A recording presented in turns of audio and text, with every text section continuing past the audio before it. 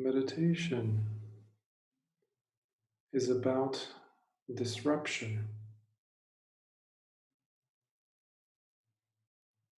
It is the effort to valiantly disrupt the habitual patterns of the mind, especially the negative ones, and everything that comes to reinforce those tendencies within us. It's about honestly identifying patterns in our behavior.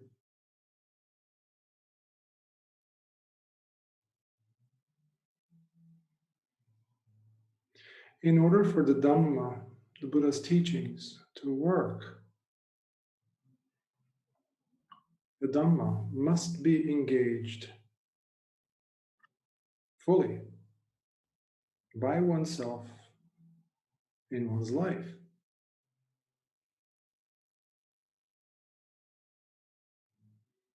That engaged life is the most important work, which, by the way, takes place away from the cushion. The most important work, therefore, is what we do away when we're not sitting or doing walking meditation. It's when we are fully engaged in life.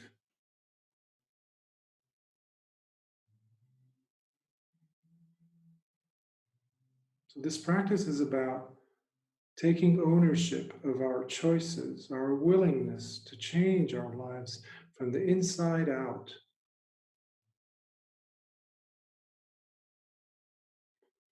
In a more practical sense, it means taking the whole of the Eightfold Path together, not just one aspect of them, not just one attribute, one quality, one, let's say, the right lifestyle, for example, or right mindfulness. We take them all together.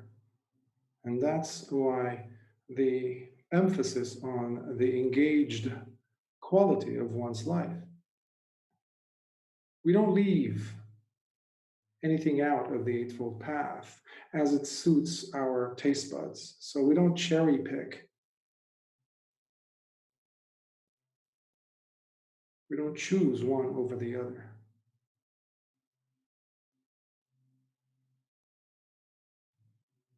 As we normally do with our other aspects of our lives. So in many ways, meditation is the ultimate revolution that we can engage in.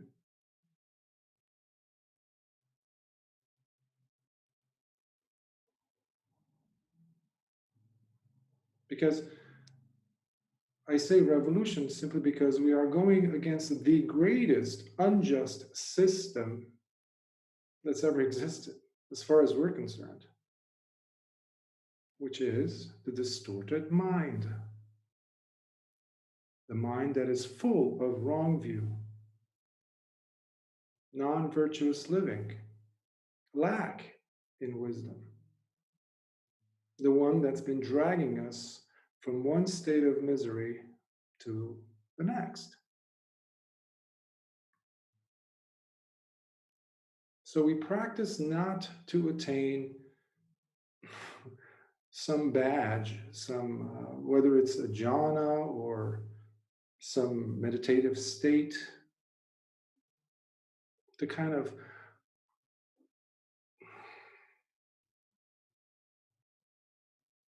keep us separate from others. Add some stripes, if you will, on us, where we feel better than others. We have another title to add to our spiritual resume. These are all nonsense. They have no place in the spiritual life. It has no place in the Buddha's Dhamma.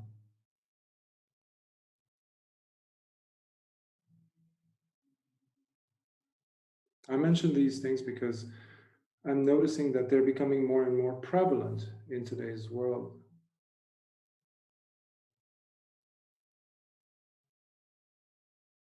And we've been playing this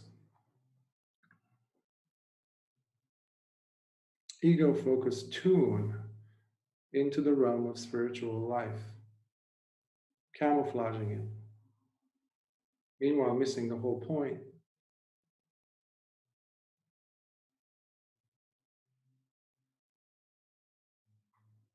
We meditate and practice the pure and virtuous life in order to have the personality change, the development of the higher individual, the higher character, if you will, and not something that reinforces our identifications, or even worse, the construction of new identifications or labels. So the personality change needs to take place. That's the litmus test. It's not what we discuss. It's not what we discuss, even with those other individuals who are on the path. What really matters is how you are engaging, if you will, in life, how you're behaving around the same themes in your life, the same situations, circumstances. Do you notice a major shift? So, meditation is all about a major shift in one's behavior, along with, this is important, an unprecedented level of understanding that did not exist before, which the Buddha called it panya. The closest thing that I found is wisdom or discernment that could match that Pali word. So it's not about changing the outside circumstances, because if your attention is going outside, then you're just wasting energy as far as the Dhamma is concerned. No matter how colorful it is, how society kind of relishes such an idea, ultimately, as far as the practice is concerned, it's a waste of energy, because we don't know how long of a time we have, and we are still in suffering. The highest and greatest work, as far as the Dhamma is concerned, to my understanding, the highest, the greatest work we can ever do is the one we can do in purifying the mind, our mind. Because once we do that, the outside world will begin to change in a much more tangible way. And at the very least, you won't be adding to the misery of the world, but bringing peace and protection to it, adding value to this living experience. Not just our own, but those around us, both human and non-human. So what this entails is, what this means is that courage is very much necessary. Not to fall victim to our fears, but by holding on. Fears as in, when we hold on to what is temporary, especially in this coronavirus pandemic situation, where we're holding on to this temporary thing, such as the body or our health, as if we had, at any point in time, 100% control over it. We never did, we never will, because it belongs to the world. It has its roots in the 5 khandhas, the 5 aggregates. It's a combination of all those 5. We will never be in control of it. We can protect it, however. But ultimately, we need to understand that it is anicca, impermanent. And whatever is anicca or impermanent is inevitably dukkha, suffering. This we see clearly in the Buddha's teachings. So we need to always try and maintain a balanced attitude in the mind, whether we're dealing with something as temporary as the body or the health of our body, which we need to take care of course. However, we need to have a middle path approach of having a right combination of reasonable alertness and relaxation when it comes to taking care of our body's needs and protection. And when I say body's needs, I'm also referring to the state of mind that is stemming from protecting the body. Because I see often the need to go overboard, the need to go panic, which, by the way, indicates one thing, that the mind is now again jittery. It has lost its balance. It is not in an equanimous state. And only one thing can come out of that, and that is more unwholesome states. See, when the mind is unstable, it cannot, simply not possible, to my understanding, my experience, and my approach and understanding actually of the Dhamma, that you cannot have a kusala state or a wholesome state arise from an unwholesome state. There needs to be a glimmer, a tiny little speck of wisdom to bring about a sense, an action that is wholesome.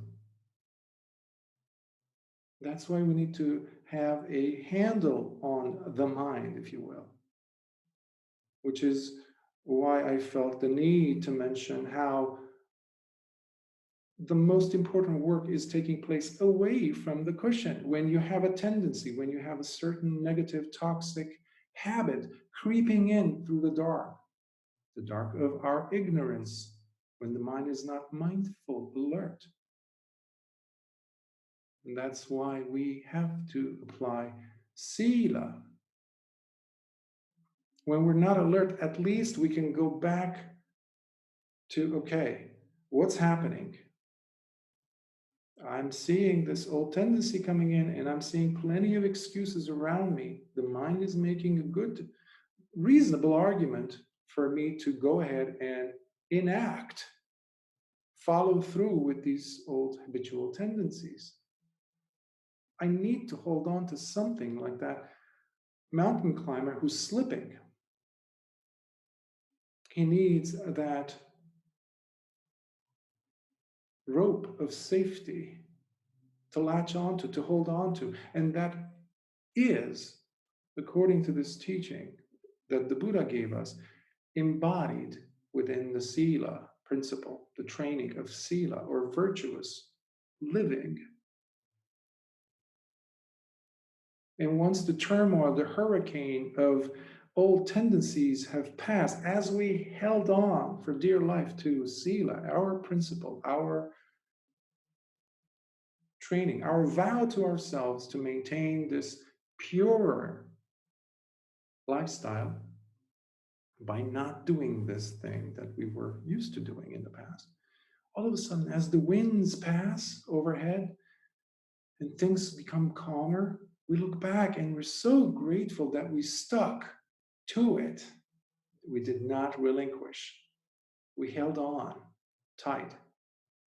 That's why virtue is absolutely imperative in order for us to gain in our wisdom, therefore understanding.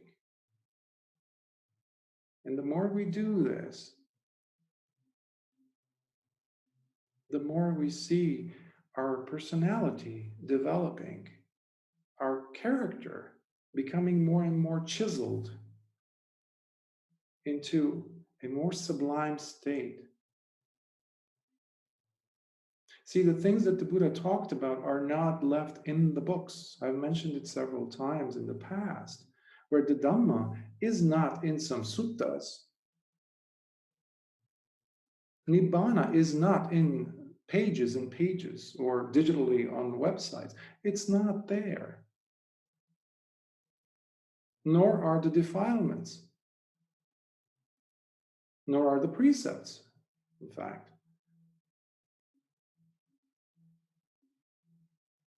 It's in the mind of us, bipeds, as we're going around in life. So we need to take ownership of our decision-making power here, every step of the way.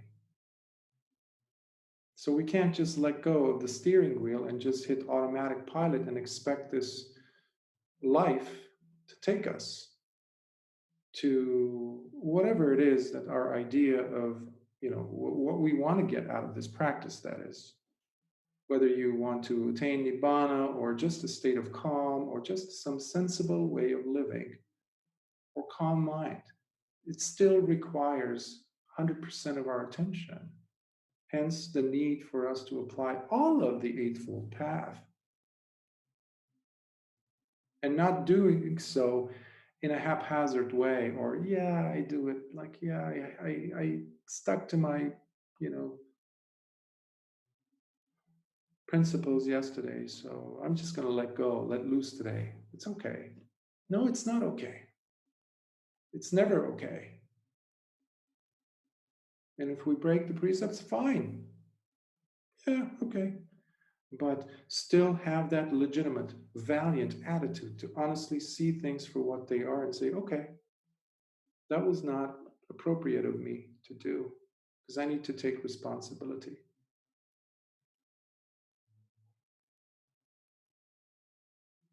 of my life.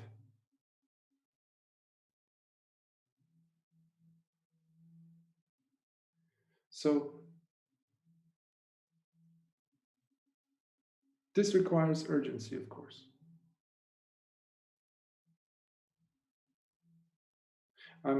I just had the image of when my nephews were little and I was given their, I was often for about 7 years or so, I was given the responsibility of taking care of them at times, holding on to them and taking them to some places and driving them to parks, amusement, whatever, and just being an uncle, good uncle, where I held on to their hands and nothing ever was going to endanger them as long as I was there. I was so alert, I was so sharp. Nothing was going to take me off of my task, which was to protect them, number one, and to make sure they were having fun. And I was having fun too.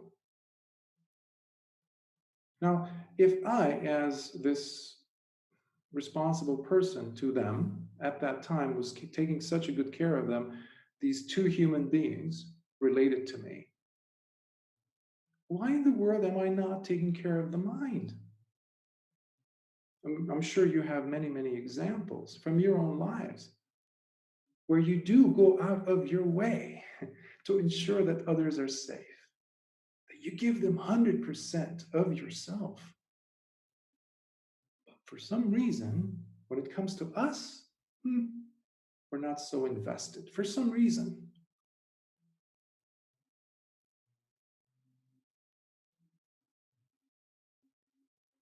So I know that at the end of this talk, I'm leaving it more in the tone of it being a question being asked. And the rest of your week will be an attempt, I'm hoping, to perhaps think about these things that I mentioned here today, share it, and see if perhaps your intuition can come up with some possible answers, responses from your own life to yourself, to your own questions that were hopefully triggered by these statements I'm making or sharing with you in regards to the Dhamma.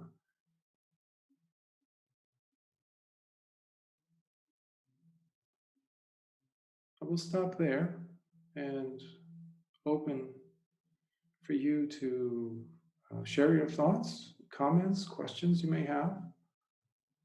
And yeah.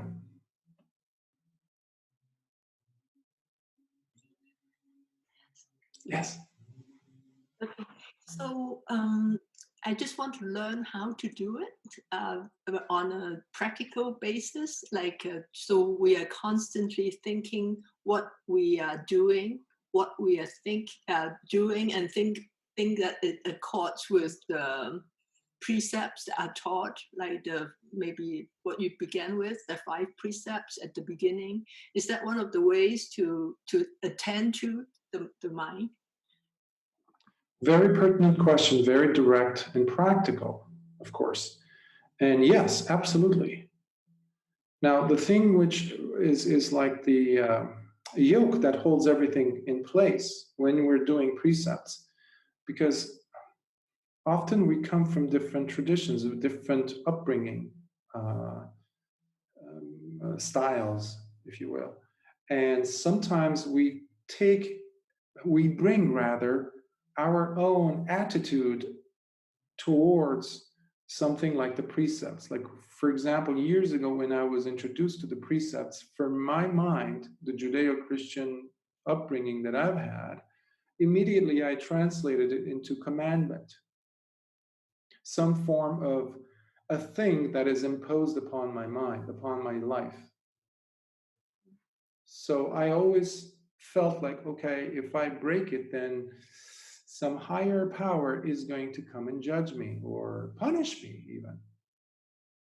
Fortunately, soon enough, my teacher who was a Theravadan old monk. He clarified it in many ways. But still, I had to work on myself in the lab of personal experience with my choices in actions. What I mean by that is, the word in Pali is Sikkhapadang Samadhiyami. Sikkha means training. It's a training rule. It's not even like a precept. I mean, the closest word that people have used is precept. However, it is a training. And if it's training, let's say a person does something as practical as doing push-ups, for example. If a person cannot do 5 push-ups, they start with 1 and they work themselves up to 5. And when they can or they can't, they don't judge themselves for it, but they start to work towards them, towards those goals. And eventually they will make sure that they go even beyond. The muscles are growing, they're able to get a better form. Similarly, when a person is, let's say, abstaining from taking what is not given, let's say a person works in an office. Well, once Corona is done with, and people can go to offices, and there's a pile of or a sheet of or a ream of paper there, and you work there, or you have keys to the cabinet that has the storeroom, for example, extra pens, extra pencils. Part of your brain goes, well, my printer at home is running out of paper. Hey, I work here. And plus, they haven't paid me enough. I've asked for this and they're not paying me for this. So technically, I'm entitled to take this, ream of paper with me. They owe me. If the mind is working with the precepts properly as a training rule, they will stop themselves and say, wait a minute, in my precept, I'm saying, I take the training rule to abstain from taking what is not freely given. Now, did my boss actually hand me this ream of paper? No. Okay, that's out of the question. But I need paper. Okay, can I afford $3, $4,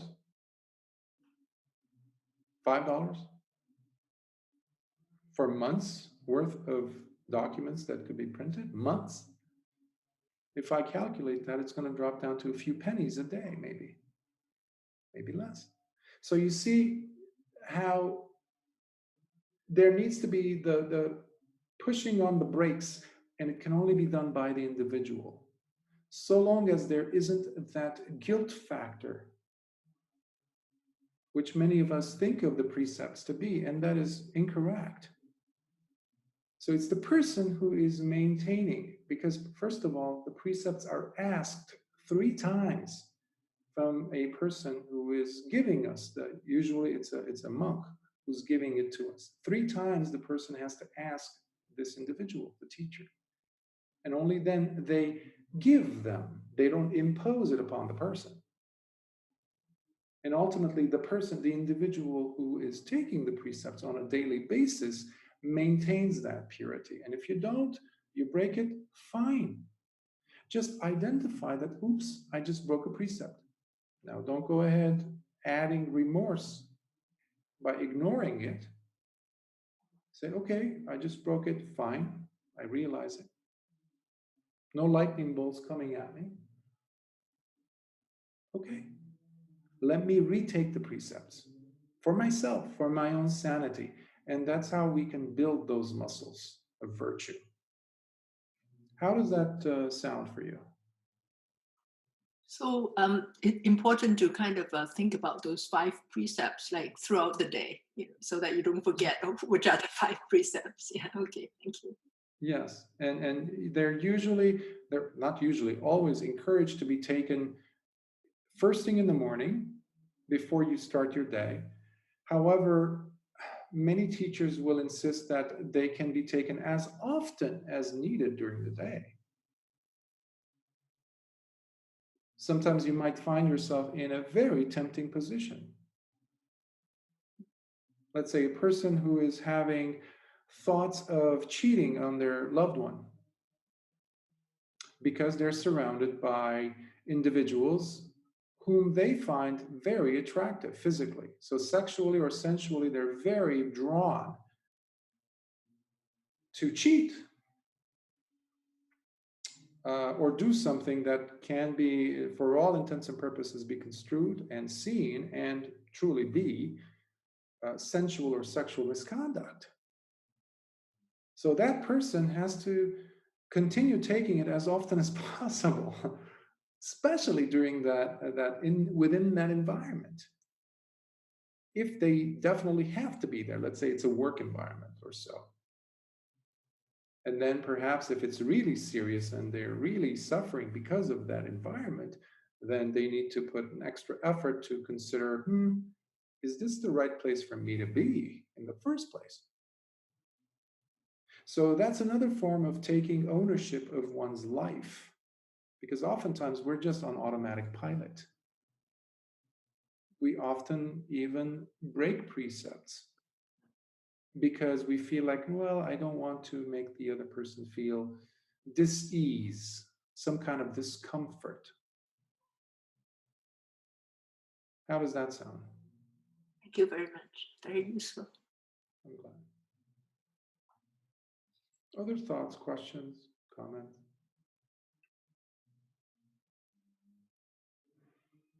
Yes?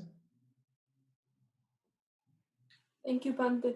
I think the Dhamma is wonderful also in the sense that the Buddha gives us the remedy for that too. If there is guilt or remorse, we have iri and ottappa, wise shame and wise dread. So I think ultimately, if we are willing to commit to the process, every step of the way there are helping pillars, solutions, remedies to keep ourselves grounded and on the path, as long as we're committed to the process. And I think if we are honest with ourselves, we can ask ourselves whether we like others to lie to us or steal something from us or use harsh speech, idle chatter, engage with us when they are intoxicated and so on. So it can become clear quickly that that's not the behavior that we would like to receive, the way we would like to be treated. So, and then the sila, the precepts, can be seen as an opportunity for us to demonstrate to those around us how we would like to be treated, by showing them how we treat them, how we speak to them, how we treat an insect or an animal, our loved ones, how we talk to them, how we look at them, all of that. So basically you're saying, let me be what I want others to be towards me. One way of thinking about it, I think, the precept, the value of the precepts. Hmm. Yeah. When you say, I need you to be behaving this way towards me, where do you think that is coming from? What are you trying to say, let's say, or to the other person? What are your words really conveying to the other person, you think? Well, I think there's the underlying need for safety. Like you said, the precepts offer us protection, both to us and to others. So we, um, like it was mentioned a few weeks ago, when we are in the company of someone who has a frown or who is angry and irritated, agitated, it doesn't feel good. So whether you know it or not, your body, you're not feeling well. You want to get out of that space. Whereas when you are in the company of someone who's smiling or is at ease with themselves and is soft in speech, etc., it feels good. It's a pleasant uh, place to be at. So you're basically cultivating that safe space for you, and of course the benefit pours, whether you like it or not, seeps into everything around. I don't know if I answered your question. Well, it's not a matter of right or wrong, but thank you for your response. I appreciate it. I just wanted to um, have us explore different avenues as to where this might be coming from. The way Mm. I have seen it in my life, I've noticed how there is a sense of self respect that is growing within the individual. Do I deserve Yes. a better treatment from you? Mm. Even if I realize that, oops, if I say these words, you're basically what you just were saying is you're drawing a line around yourself of safety, saying, please do not cross that boundary. Please respect it, rather. Nothing's going to happen other than I'm not going to feel comfortable. And if you really care about me, then you will consider those boundaries at least and respect them, be respectful to it. So that comes from the need, the way I understand it, to give self worth to oneself. However, this is a major problem that most of us suffer from. I've noticed this day in, day out with almost 100% of my patients when I served as a psychotherapist, for example. Ultimately, when you dig deep enough in this very successful individual on the outside, you know, businessman, this and that, or whatever, uh, very highly successful physician, she comes in, you know, I'm this and that. But at the same time, when you dig deep, deep, deep, deep, you see there's this need for them to acknowledge, to be acknowledged by everyone around them. So they give a little bit to this person, a little bit to that person, simply to be accepted, acknowledged. Now, on the outside, they might look like, how could they not be acknowledged? Of course, they, you know, practically have like 2 Nobel Prizes and stuff. But ultimately, you know, I can share a quick example. One time, someone I knew actually, it's been a while, sent me a certain message. And I found it to be, well, against my principles. So I thought about how to approach it because I stood the risk of losing that friendship at the time. So I chose to be quiet for a while. And then, because I completely ignored the message, because that was my choice at that time, this individual resent it to me. The same thing, which I found to be obscene. At that point, I said, okay, this is it. Hey, I guess this is meant to happen. So I contacted them and I said, please, I would love for you to respect my boundary because I find this to be obscene. I find this to be against my values. Could you please? And he became very agitated. Well, I'm not trying to this and that, but I said, I'm not judging you, please. This is my boundary. Please respect them. But what was happening was me giving myself some sense of whatever happens from this interaction, you have value, at least to yourself. Self respect trumps, overlaps the need for acceptance from others. And this is what this practice delivers, to my understanding. So I applaud your attitude towards that issue, because we need to create that sense of safety for ourselves, because we're giving away our self-respect all the time, at least to ourselves when we're breaking a precept, for example, because we know what will happen when we break a precept. We're going to beat ourselves up afterwards. How could I do that? I mean, I knew better. Why did I do it? Etc. Mhm.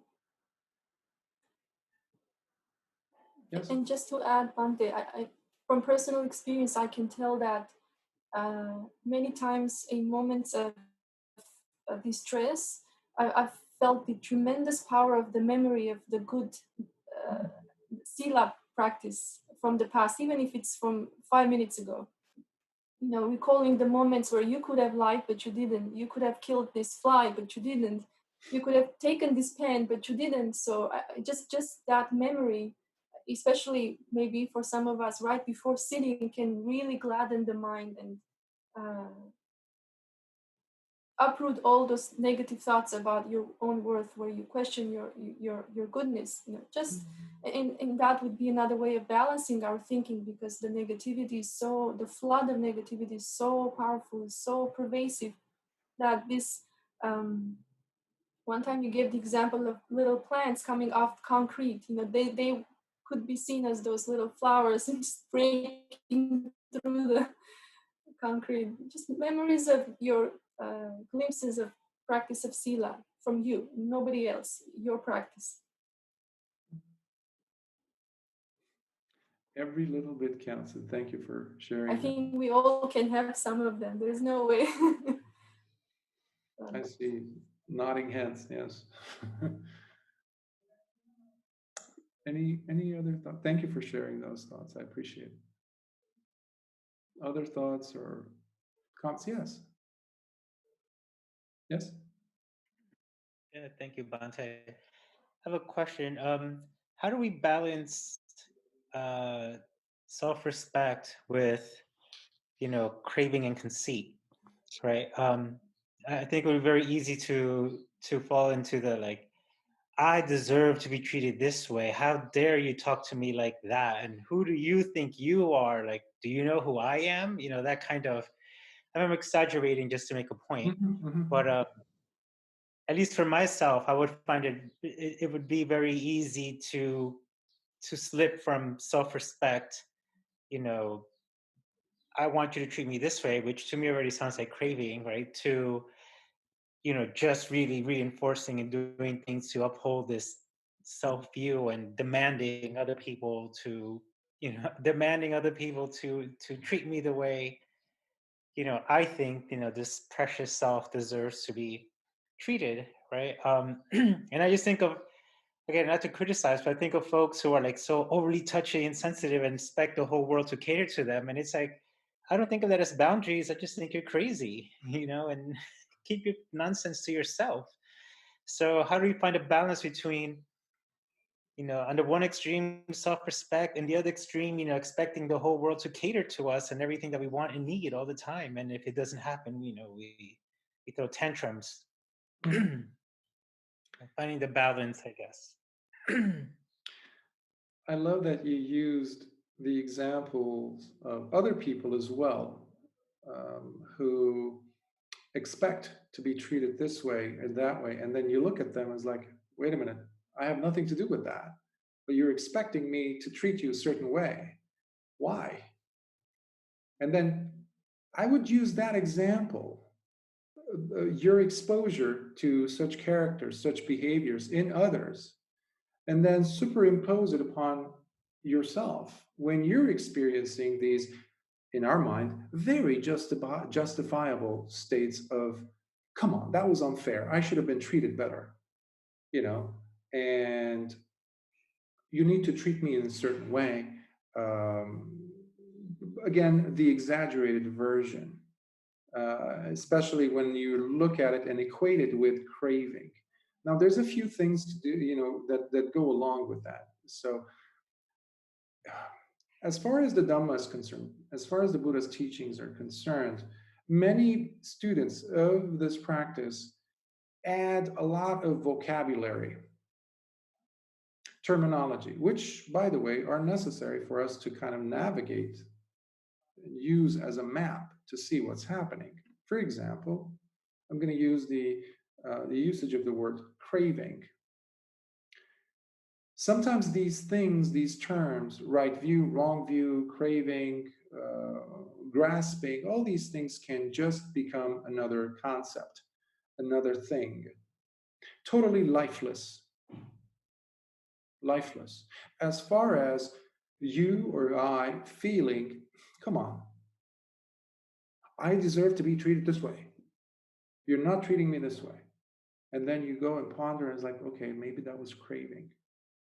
What I'm driving at is there's a wound deep underneath the need to be acknowledged, to be treated fairly. This goes far beyond the mere usage or understanding cognitively, logically, of the term craving. So, in that sense, the word craving, tanha, means absolutely nothing as far as I'm concerned, as far as the person's living experience is concerned. What really matters is the wound that's underneath it, that's really boiling. Hence, the emphasis earlier on an engaged lifestyle being crucial to keep the Dhamma alive in the person and to create this personality development. It's not by adding new vocabulary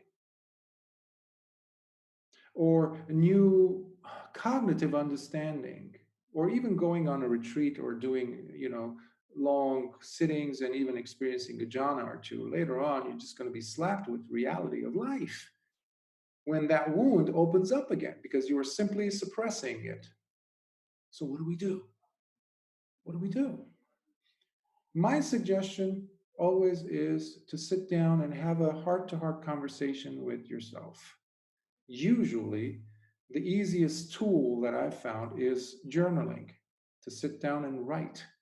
Okay, why did I just, okay, I'm just going to indulge in this word, over exaggerate. I mean, how could this person know me for them to deliver exactly the caliber of treatment I deserve? Do they know my life? Do they know everything that has happened to me? All the hurt I've been exposed to, all the accomplishment? They don't know. Meanwhile, I'm hurt though. I can logically justify their behavior, but at the end of the day, I'm going to go home and I'm going to skulk in that pain, festering wound. So I first need to address the wound, which many people in this practice or any meditative practice or yoga or whatever you want to call it, many people do not properly address. How because we just pile up new terms and, logically try to do A something little to lost, fix it. Okay, to be honest. I you feel know, like but it's not going to Where did fix I mean, anything. I understand, people throwing around vocabularies, blah blah blah. I get that part. I guess I'm still not clear how that applies to in the moment. How do I distinguish between, is this a moment of, valid, if you will, like asking for self-respect, or, drawing a boundary with people, and when am I overdoing it? And it's not really about self-respect.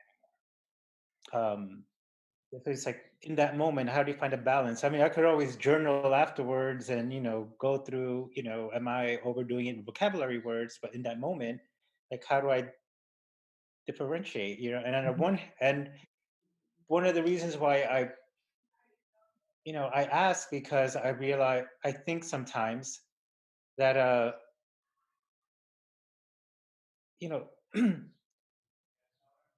that embedded in my requests of how I want people to treat me or talk to me or see me, whatever it is, right, is an attempt at controlling of what's happening out in the world and what people are doing, right? Whereas I can imagine also, like, if someone is rude, it's saying, well, have a nice day and just carry on. Like, I don't need to worry about you're being rude. But if I stop to be like, why are you being rude and blah blah blah blah blah, like, didn't your mother teach you manners? Get into something like that, for example, right? Like, to me, like, that's just trying to control stuff, or getting upset because someone behaves differently in the world than I would like them to. Mm. So again, like, for me, it's like, how do I judge the balance between, just basic drawing the line of self-respect, and then getting into it when it just kind of goes past that, in that moment. Again, I see from your description that again you would be falling into the groove of cognitively processing it, justifying it, or trying to understand it, rationalizing what's happening, and then try to find an outlet, a different form of outlet. Meanwhile, completely avoiding what's really happening. And what's happening is there's this tremendous turmoil happening in your body. Okay? It is looking for an outlet. All these are concepts, whatever you just discussed, memories, associations, this and that. They're totally secondary, not important compared to the living, hot experience you're having somatically. Your heart racing, your mind agitated, your blood pressure rising, your pupils dilating, your fingers kind of going like this, tightening up. All these things are happening. Meanwhile, the mind comes in and tries to justify or explain it. The last thing you want to do is explain anything. So, what I'm inviting you to do is, first of all, acknowledge what is happening in the body. This is crucial for all of us. Now, this has been my area of studies, and when I did, psychotherapy work as well as my dissertation. This was the area, but I was focusing it on trauma patients. But guess what? It's not just for trauma patients, it's for every one of us that have a body that can feel, that can respond. And what it is basically your survival instinct is kicking in, because whether they just hurt, let's say, using a Western psychological term, ego, or whether somebody came at you with an axe, it really doesn't matter for the mind, for that part of the brain that is now on high alert. Your amygdala is all over the place. It's like, okay, your prefrontal cortex is not functioning anymore. You cannot really subdue what's happening in the body. So, what is the Buddhist answer to all of this? Well, you keep hearing me talk about meditation object, whether it is your breath, body sensation, whatever works for you, to bring your awareness back to the body, not go up. I know in your case, it's because of my work with you, it goes into the cognitive realm, into the rational, because you're top heavy in that. Each one of us have our own preferred arena of functioning, of dealing with dukkha. Many of us will go into the rational realm, into the cognitive way of dealing with what's happening somatically. Well, they are like, we're comparing apples and oranges. They will not work. as evidenced by your question. Because we've addressed this many times, but guess what? This is a major problem for all of us. Most of us, if not all of us. Because we like to, in this time, in this age, where we just gather more and more data, and students of Buddhism do this very well, where we gather new terminology, but we never address what's happening to the body. So yes, journaling will help tremendously, but also the person needs to calm the central nervous system down. The Buddha knew how to do this in a very, very indirect way, where a person would come in and ask for an answer to a question, or they're craving for the Dhamma to be taught to them because they've just traveled a long distance. And the Buddha would say, now is not the time. Meanwhile, the person's like, okay, takes a few more breaths, and then goes, Bhante, could you please give me the teaching? The Buddha takes a few more moments and says, now is not the time. And the person is calming down. And finally they ask again. And then the Buddha would say, or give them the right teaching. Meanwhile, what he did was he soothed the person's central nervous system. The person is now becoming more coherent. And that is what I'm trying to encourage you to consider. Instead of being lost in the no man's land of concepts and coming up with new rationale to explain something that is of a different nature completely from the cognitive effort that is being applied. So real body work needs to happen. Again, this opens up the Pandora's box about, well, what is my relationship with my body? Aha. So again, a personal therapy also is valuable. I highly encourage it to everyone to at least go and try it for some time instead of just going once or twice. Instead of trying to do it or treating the Dhamma as, well, this is going to be my personal therapy. Some of us really need a language, proper interpretive language to be introduced to us to understand the affective part of the brain, the way we feel and understand emotions which manifest in the body. However, often we do not have the language to understand that.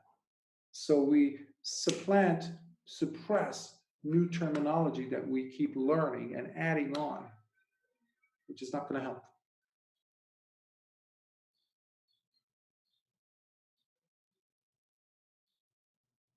So it requires some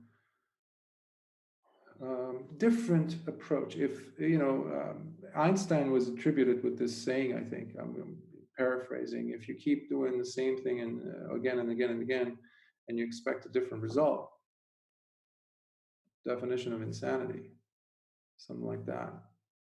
And if we're not benefiting from something, why do we keep repeating it, expecting a different result? The Buddha said something like this 2,600 years ago. If you grind sand together, expecting sesame oil to come out, well, that's insanity. You're only going to get sesame oil by squeezing and grinding together sesame seeds. So we need to come back to what is really crucially taking place right now, which is having nothing to do with the other person, having nothing to do with my concepts about what's happening. We need to go at the experience, and it always is manifesting in the body, physical body. There's wounds there that we need to address. So that would be what I have right now to offer in regards to that. Very important question, by the way. So I hope it's useful. Yes? I just want to offer a brief comment on that, Bante. I think in relation to the question that was asked, we're ultimately, I think, dealing with the kileshas of other people, that their defilements, their anger, their hatred, their craving. And I wonder how far can we go when we are dealing with other people's defilements. We can engage with them and we can try to change them, point to them the fact of what's happening, but at the same time, chances are we would be also igniting our own defilements. So I'm reminded of the fact that ultimately we can only purify our defilements, not the defilements of other people. We can try, but I don't think that would quench the fire of our own unease and ultimately it's another person is, let's say, when they are breaking the precept, they used harsh speech or attacked us or so. Bringing that view to mind also of the consequence of those actions for that person, I think opens up another angle of compassion for them, because it's not going to end well for them. So you come back and gladden your mind in the realization that I see this, I see what's happening. And then following that, hopefully there will be more right views coming up to take care of yourself and attend to your own agitation and sense of hurt with the understanding of this other person and what they did and the consequence for them. So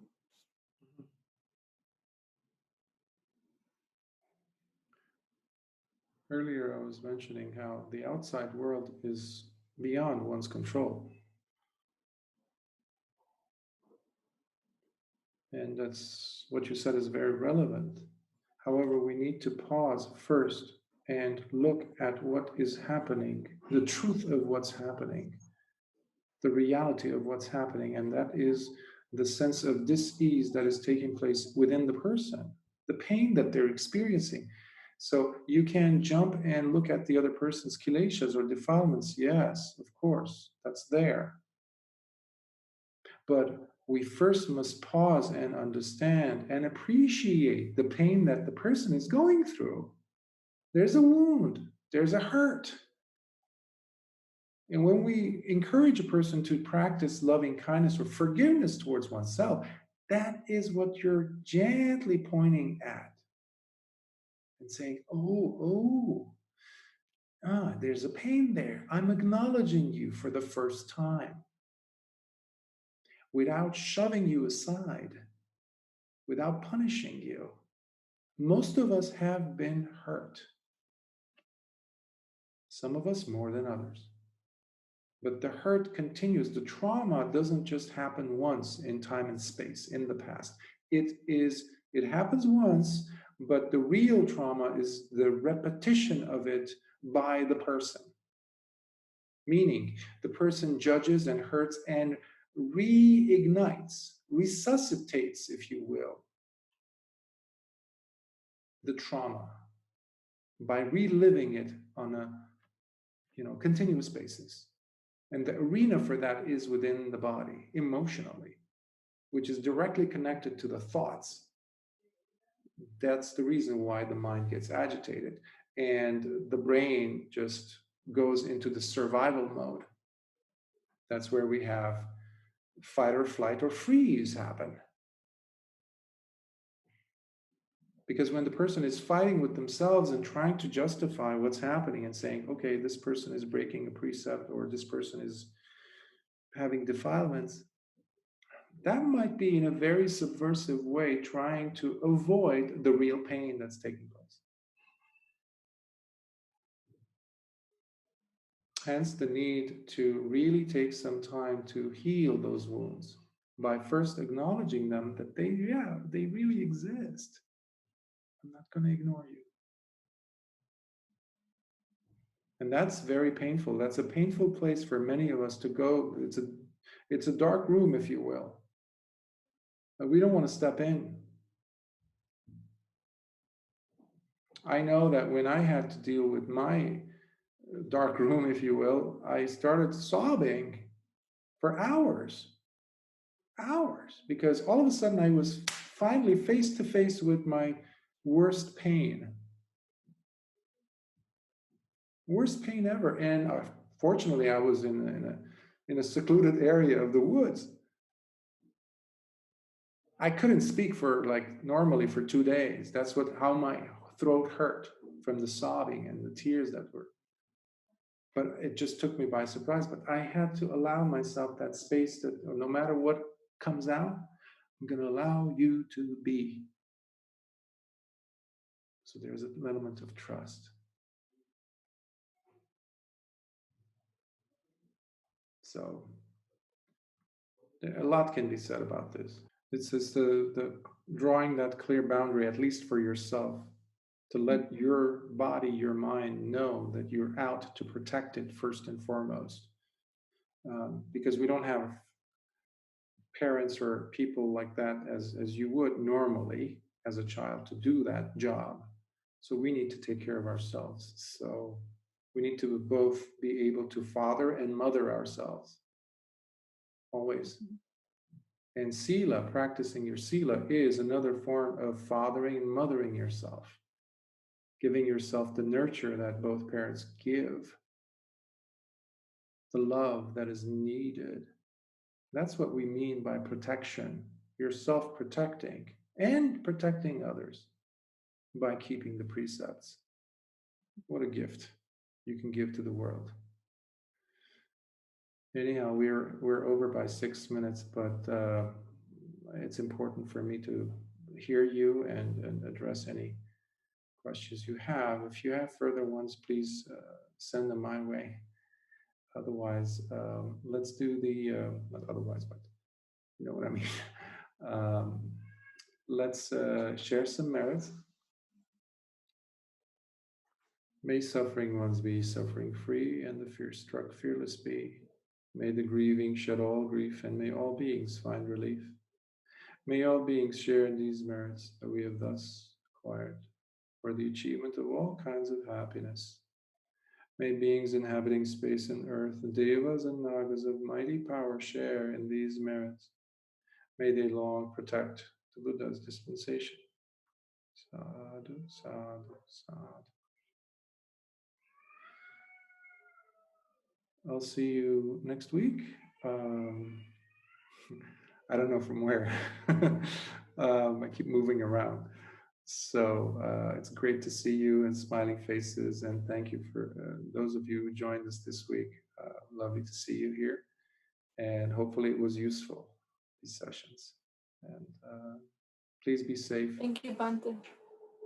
Nice to see everyone. To everyone.